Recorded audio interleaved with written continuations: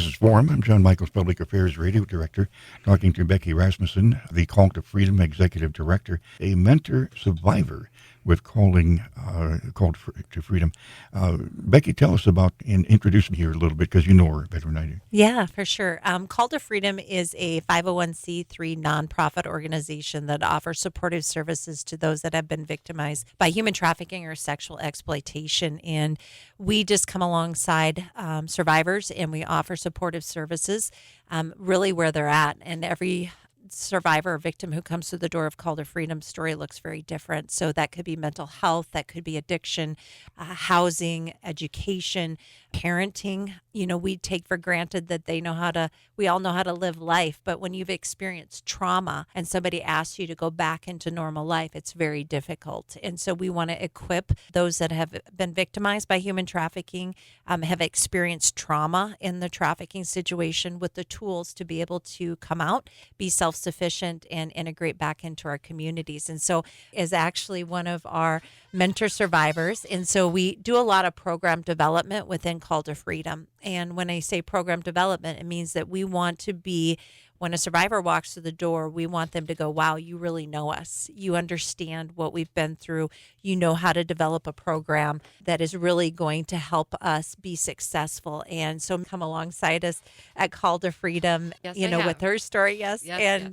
Really helped us develop. And we've learned so much in our story and from her experience. And sometimes as a individual, it's hard for us to be able, because we haven't walked in the shoes of a survivor, right? Yep. And we haven't. The way I kind of explain it is your normal is our abnormal, and our abnormal is your normal. So it's hard for us when we come out of the life to actually deal with things and our feelings and our emotions and the help that we need. That's where the true help lies, is identifying us, getting us the help we need, and the community recognizing it, and the programs that are available for us. Yeah, because not all the programs are really designed for trauma-informed approach, are they? No, actually, my situation, which now I can say I was trafficked over 20 years ago, there was no programs. There was nothing available for us. So when I came home, I was not identified, even though people noticed there was something not right with me, or I had some mental issues, or I didn't handle my feelings well, or I couldn't hold down a job, or there's a lot of different things that would transpire. So I'm grateful for Call to Freedom. And I'm grateful that you have services now available for survivors. But it really takes a community, because Absolutely. there's so many needs of a survivor when they come out of that trauma of trafficking, because Absolutely. everything has been stripped from them, right? Not only their self-esteem, their self-worth, but also the ability to do jobs or to even function normally in a job, or to think that, addiction, all of those are things that more than likely have been introduced to them in their trafficking situation. Correct. So our community is really important in that journey, wouldn't you say? Yeah, I think our community has such an awareness right now, much more than 20 years ago. But there can be more awareness. And if you see something, report it, talk to someone, call in. You're better to be, and I say this, you're better to have been wrong than to have somebody who's in front of you, whether it be a male or a female, whether you're in a gas station or whether you're in a hotel or you're stopping alongside of the road at a rest stop, and you see something that doesn't look right. It's okay to report it. You may end up actually saving that person.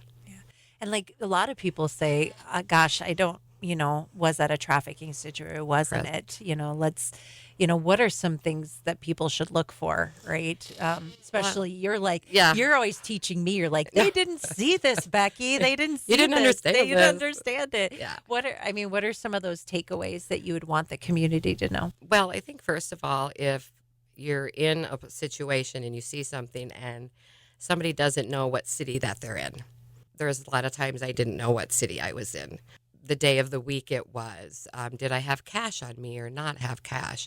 Did I use my driver's license? Did I have my own money, my credit card, which I have now, obviously.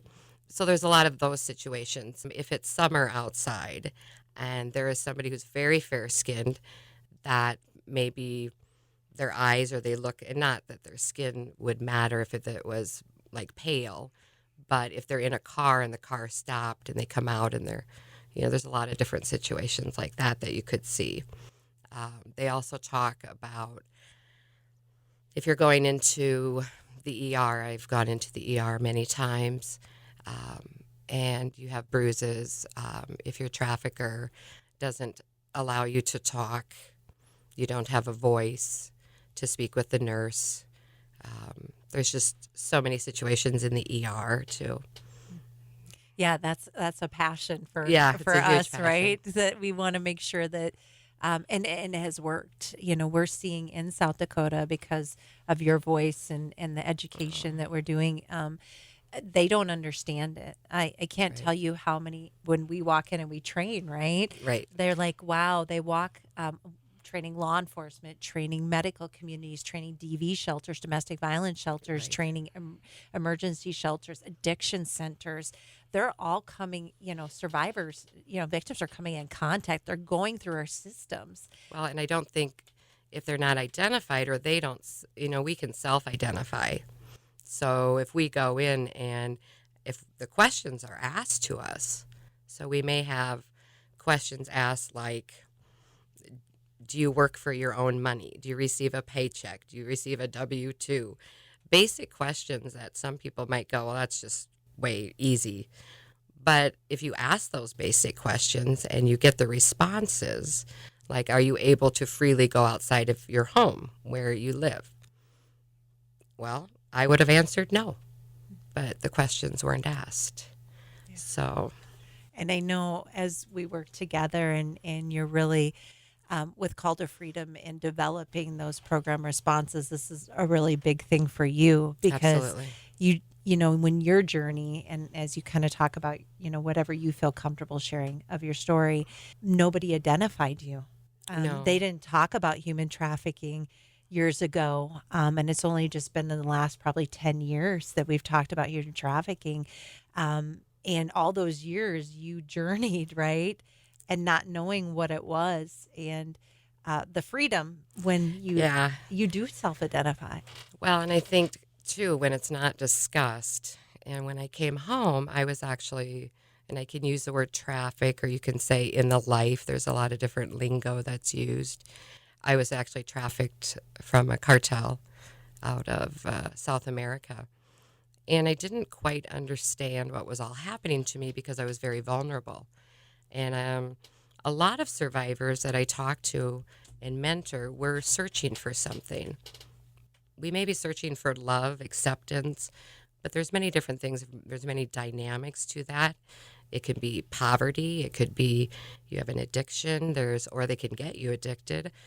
By the grace of God, I did not have an addiction, and actually the cartel did not want me addicted, so they controlled me in other ways.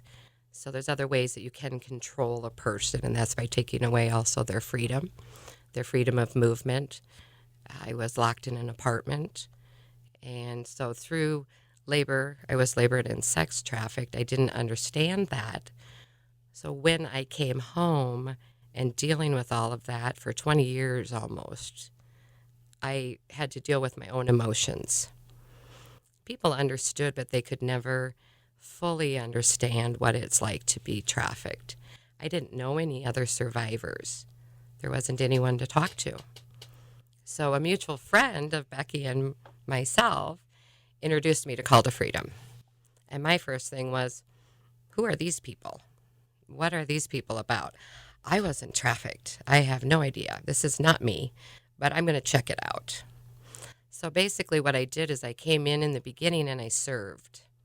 How could I serve? Because I knew that I was abused. I knew I had some horrific things happen to me. But I also knew I wanted to give back. I had a great support system, and a lot of people don't. So when I worked with Call to Freedom, suddenly I self-identified.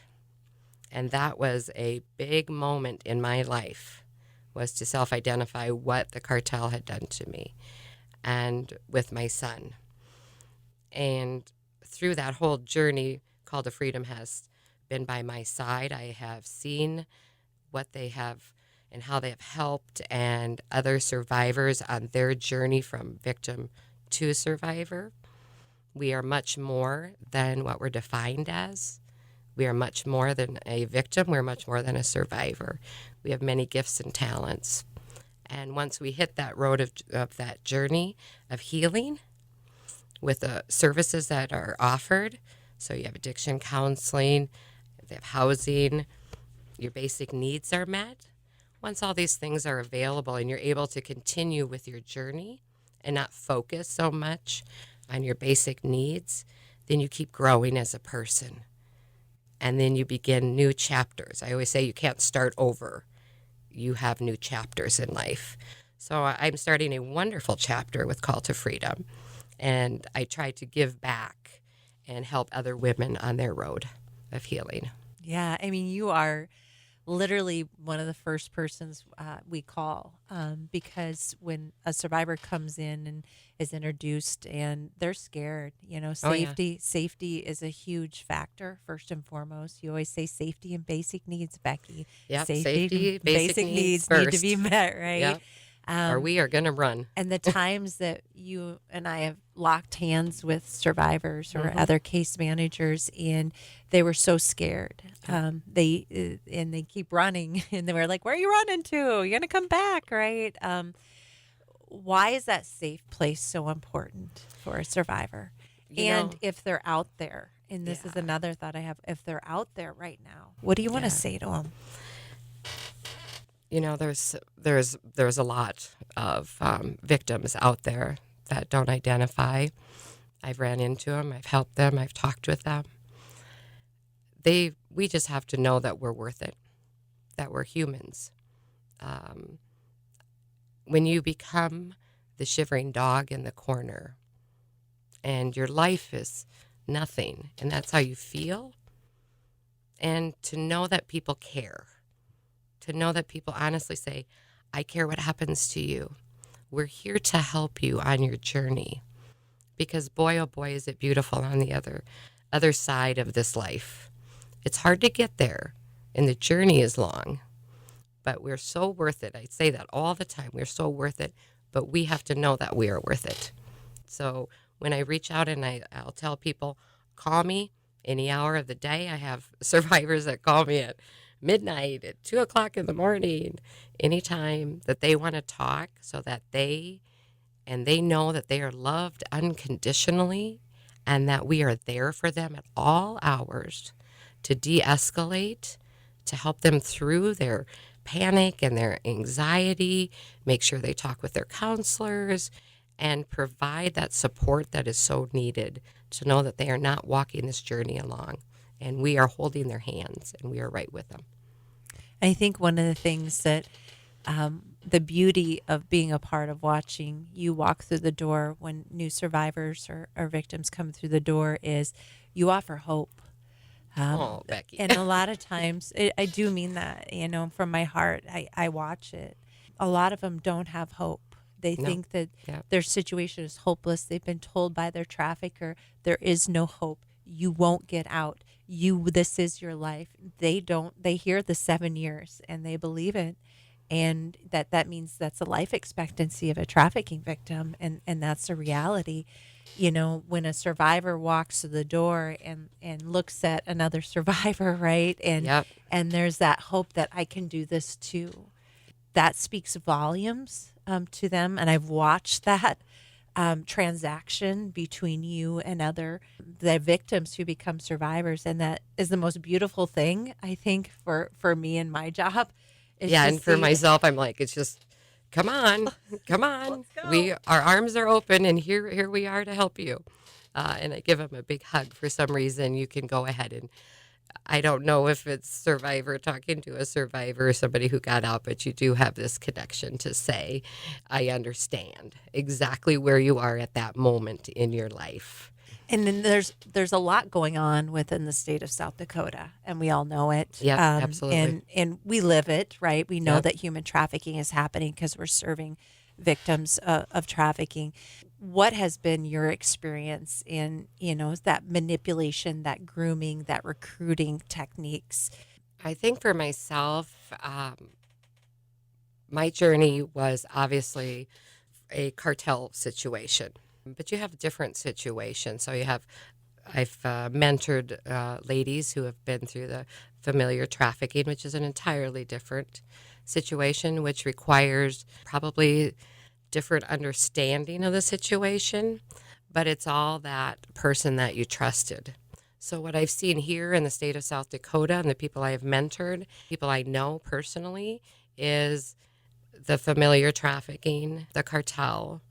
I don't know if you would call it gangs It's or gangs related. yeah, related. And they're actually all, at the end of the day, if you want to do the whole outside picture and look at it at the whole scheme of things, they're all kind of basically connected, other than maybe the familiar trafficking side. Everybody works kind of with everybody. It's all based on commodity. So whether you're doing drugs, arms dealing, or trafficking of humans, somehow all of that gets involved. Yeah, our experience has been that you have front runners, right? You got the Yep. people who are out front, they call them the mules, right? And so you have these individuals out who usually the ones that get arrested. Yep, But correct. you got a whole other organized group behind those front people that are Correct. facilitating, that are And really they are hard to not the reach. ones who are going to prison. Correct. And so this is not just I think I want to traffic somebody. This is organized. Yep. This is a very organized movement that is Well, it's happening. actually it's a structure. So when they run a business, whether it's if you talk about the mafia or cartel or gangs, it's all very structured.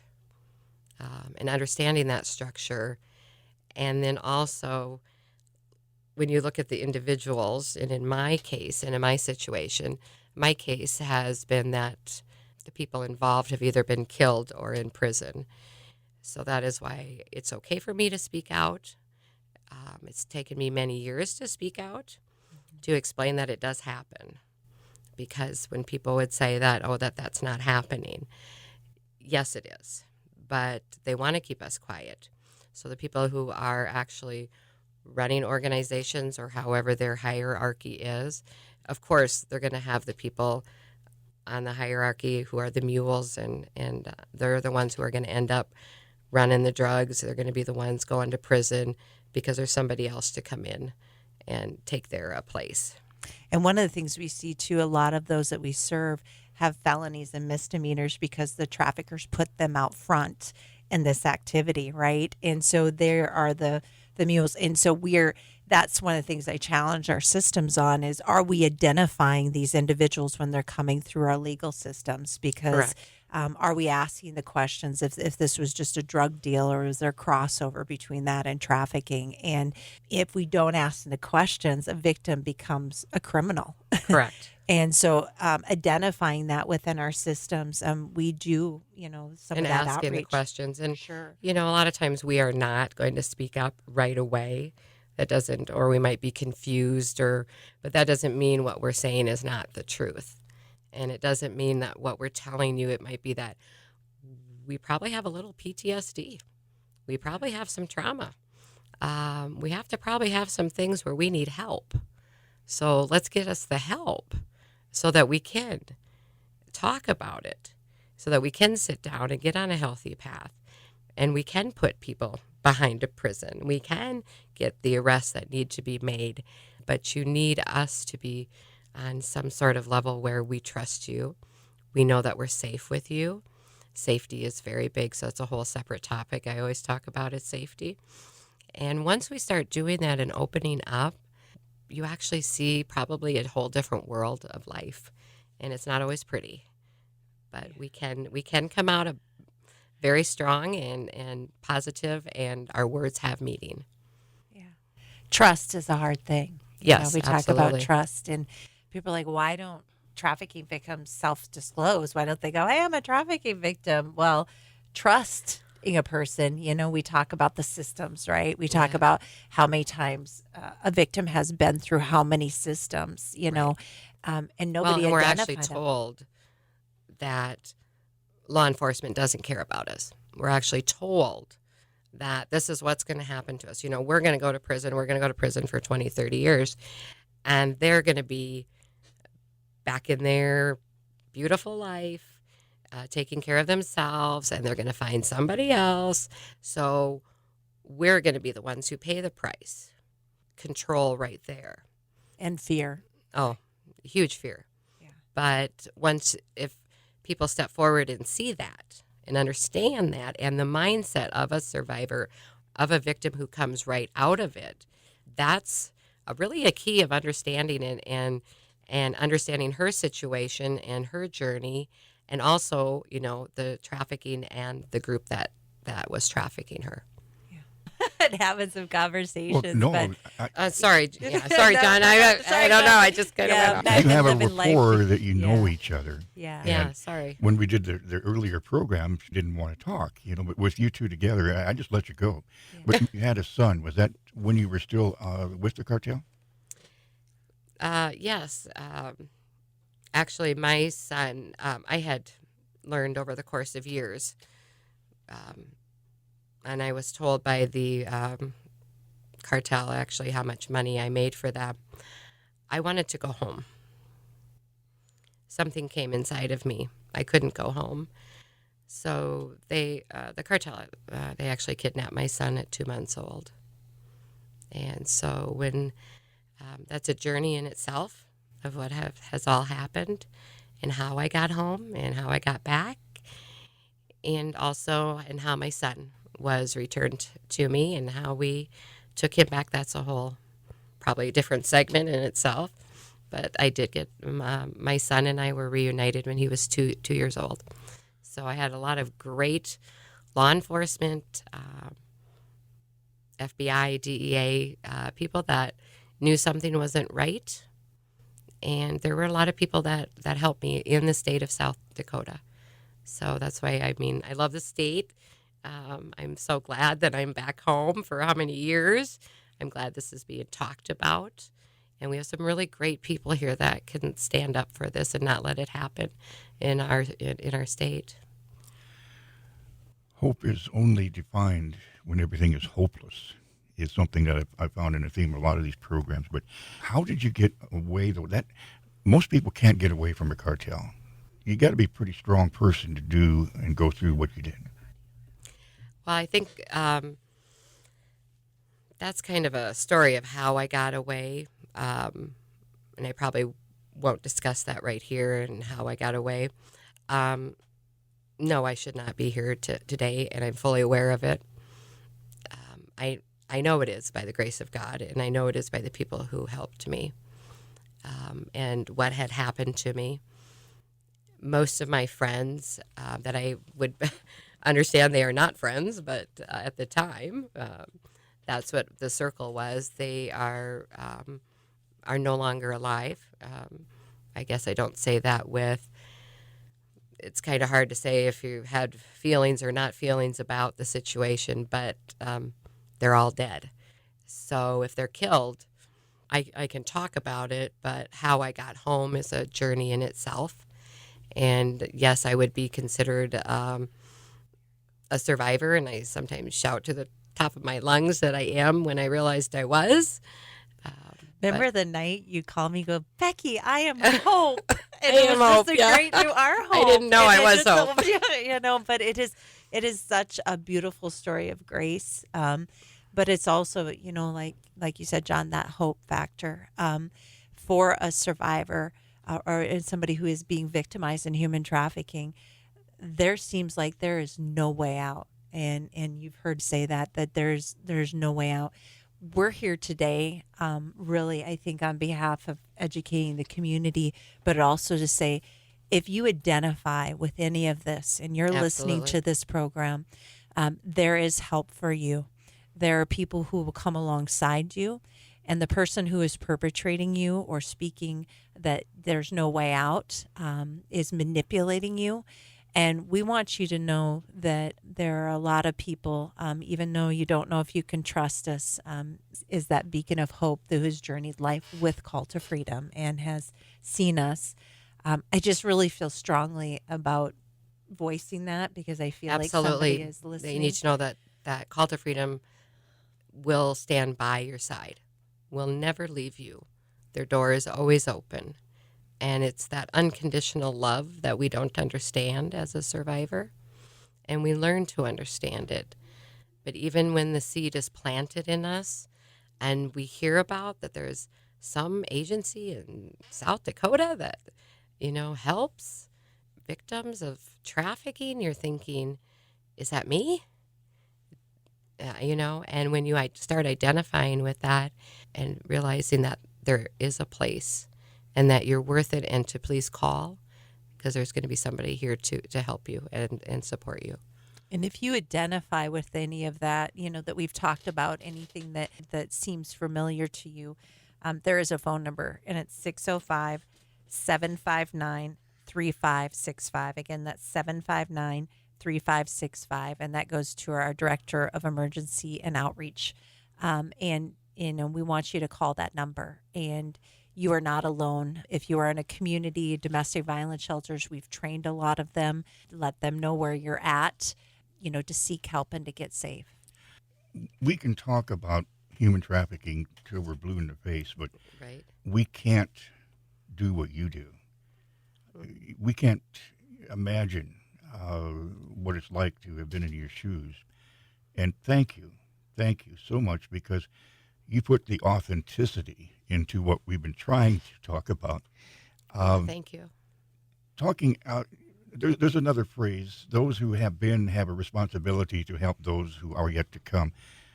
This makes you feel pretty good when you can actually maybe help somebody else. Yeah, I think it's more we all go through chapters in life.